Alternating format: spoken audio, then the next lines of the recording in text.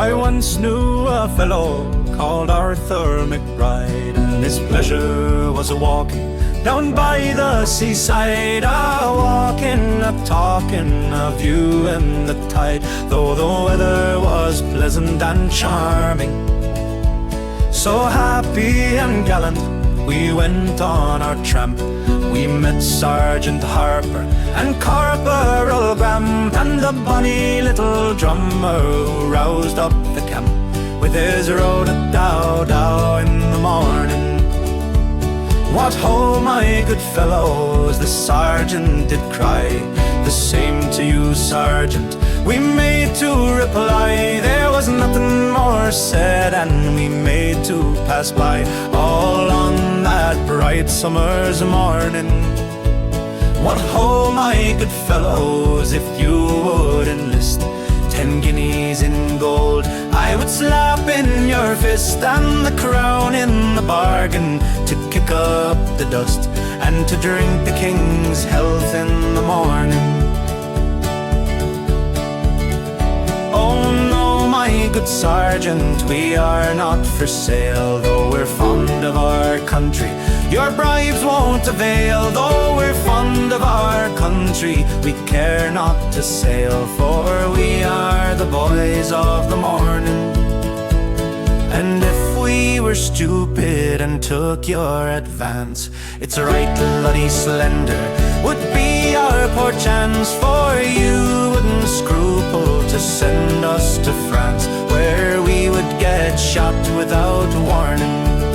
And it's no good you bragging to me of your clothes, for you've only the lend of them, as I suppose. And you dare say nothing, for you well knows that you would get flogged in the morning. If you would insult me without any word, I swear by my king I would draw my broadsword, and I'd run through your body a strength my afford, ere you could breathe out the morning.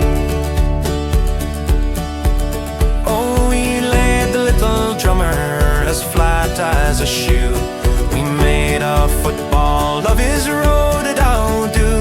The sergeant, the corporal, we knocked out the two, for we were the boys of the morning. And as for the weapons that hung by their side, we flung them as far as we could in the tide. And the devil go with you, says Arthur McBride, for spoiling our walk in the morning.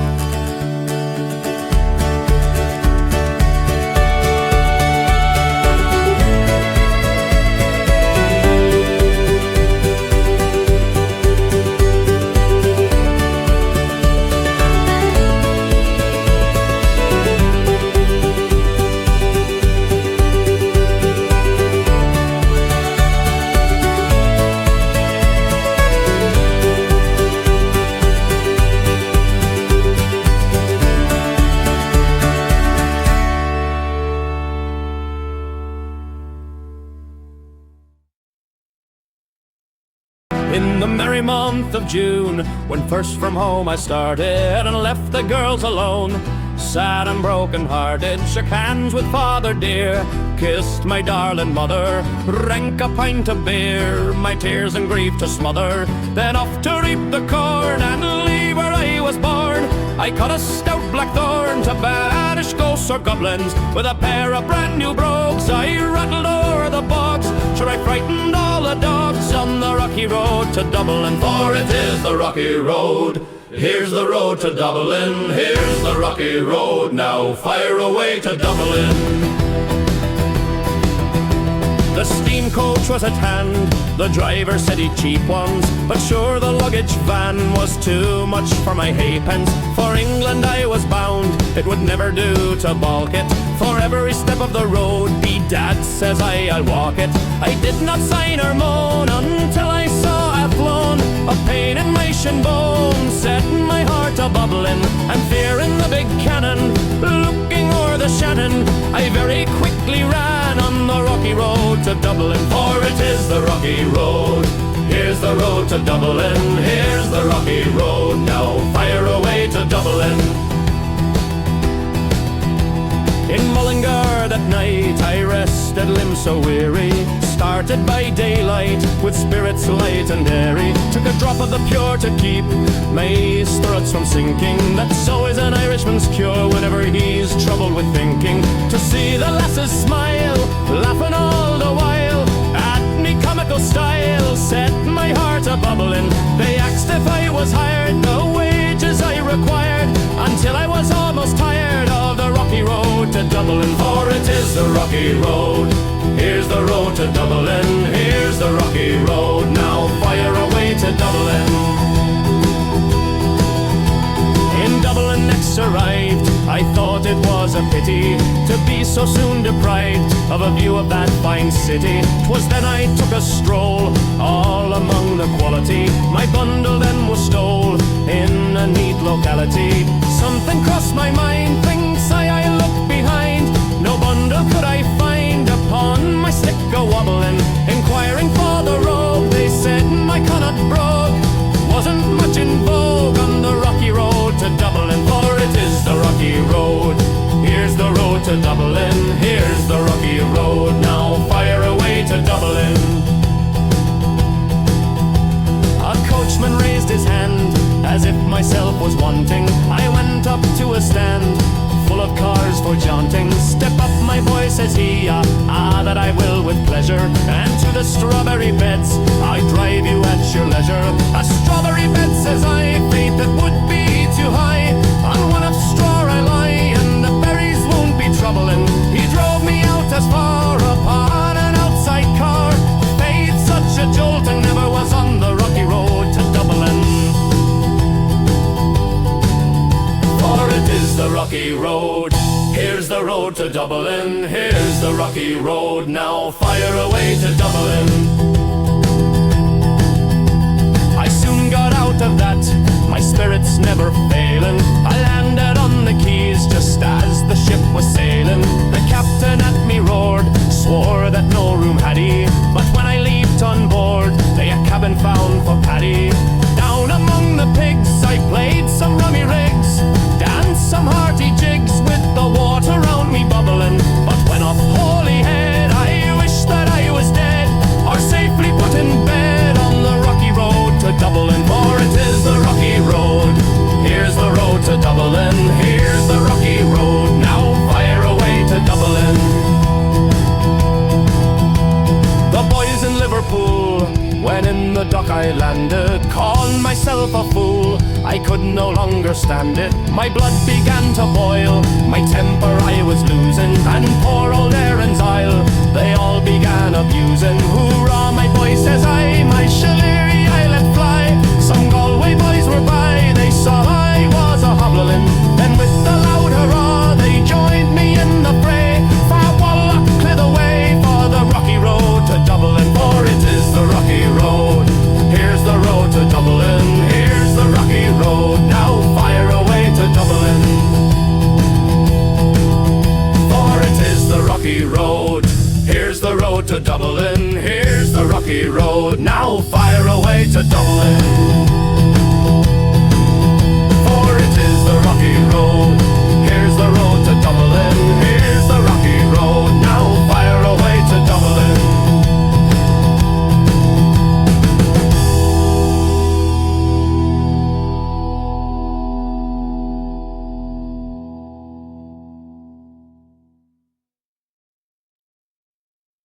One, two, three, four.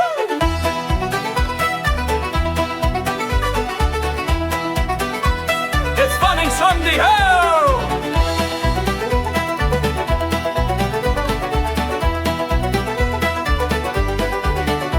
Tim Finnegan lived in Walking Street, a gentle Irishman, mighty odd. He'd a beautiful brogue, so rich and sweet. To rise in the world he carried a hod. You see, the sort of a tippler's way, but the love for the liquor poor Tim was born. To help him on his work each day, he'd a drop of the crater every morn. Work followed on, now dance to your partner, round the floor your trotters shake. Wasn't it the truth I told you? Lots of fun at Finnegan's wake. One morning Tim got rather full, his head felt heavy which made him shake. Fell from a ladder and he broke his skull, and they carried him home, his corpse to wake. Rolled him up in a nice clean sheet and laid him out upon the bed.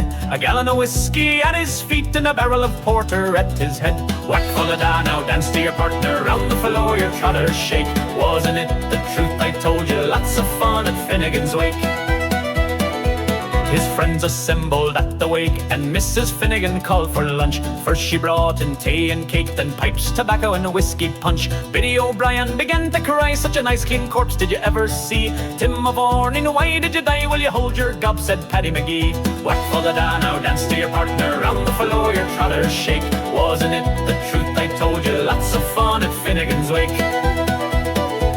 Then Maggie O'Connor took up the job. Biddy says she, you're wrong, I'm sure. Biddy gave her a belt and a gob and left her sprawling on the floor. Then the war did soon engage, 'twas woman to woman and man to man. Shillelagh law was all the rage, and a row and a ruction soon began. Whack for the da, now dance to your partner, round the floor your trotters shake. Wasn't it the truth I told you? Lots of fun at Finnegan's wake. Then Mickey Maloney raised his head when a bucket of whiskey flew at him. It missed and falling on the bed, the liquor scattered over Tim. Tim revived, see how he rises, Timothy rising from the bed. Said, will your whiskey around like blazes, Donovan, do you think I'm dead? Whack full of da, now dance to your partner, round the floor your trotters shake. Wasn't it the truth I told you? Lots of fun at Finnegan's wake.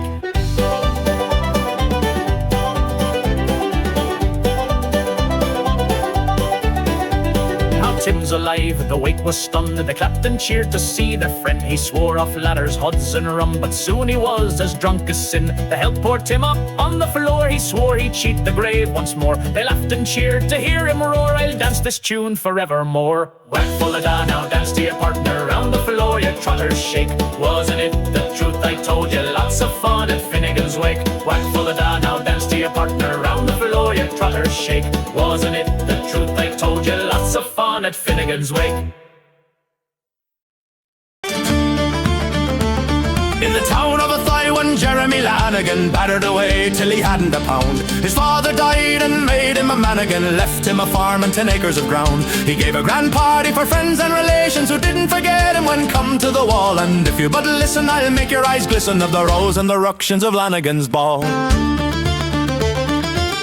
To be sure, got free invitation for all the nice girls and boys I might ask. And just in a minute both friends and relations were dancing round merry as bees round a cask. Judy O'Daly, that nice little milliner, she tipped me a wink for to give her a call. And I soon arrived with Peggy McGilligan, just in time for Lanigan's ball. There were lashings of punch and wine for the ladies, potatoes and cakes, there was bacon and tea. There were the Nolans, Dolas, O'Wadies, courting the girls and dancing away. Songs they went round as plenty as water, the harp that once sounded in Tara's old hall. Sweet Nellie Gray and the Ratcatcher's daughter all singing together at Lanigan's ball. They were doing all kinds of nonsensical pocus all round the room in a whirligig. Julia and I, we banished their nonsense and tipped them the twist of a reel and a jig. Och Monroe, now the girls got all mad at me, danced till you think the ceiling would fall. For I spent 3 weeks at Brooks Academy, learning new steps for Lanigan's ball. 3 long weeks I spent up in Dublin, 3 long weeks to learn nothing at all. 3 long weeks I spent up in Dublin, learning new steps for Lanigan's ball. She stepped out and I stepped in again, I stepped out and she stepped in again. She stepped out and I stepped in again, learning new steps for Lanigan's ball.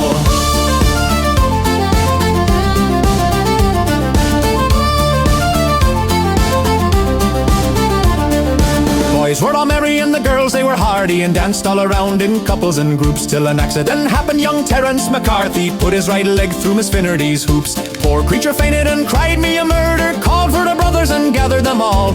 Carmody swore that he'd go no further till he had satisfaction at Lanigan's ball. In the midst of the row Miss Kerrigan fainted, her cheeks at the same time as red as a rose. Some of the lads declared she was painted, she took a small drop too much I suppose. Her sweetheart Ned Morgan, so powerful and able, when he saw his fair colleen stretched out by the wall, tore the left leg from under the table and smashed all the shanies at Lanigan's ball. Boys, oh boys, 'twas then there were unctions, myself got a lick from big fella Muckshoe. I soon replied to his introduction and kicked up a terrible hullabaloo. Old Casey the piper was near being strangled, they squeezed up his pipes, bellows, chanters and all. The girls and their ribbons they got all entangled, and that put an end to Lanigan's ball.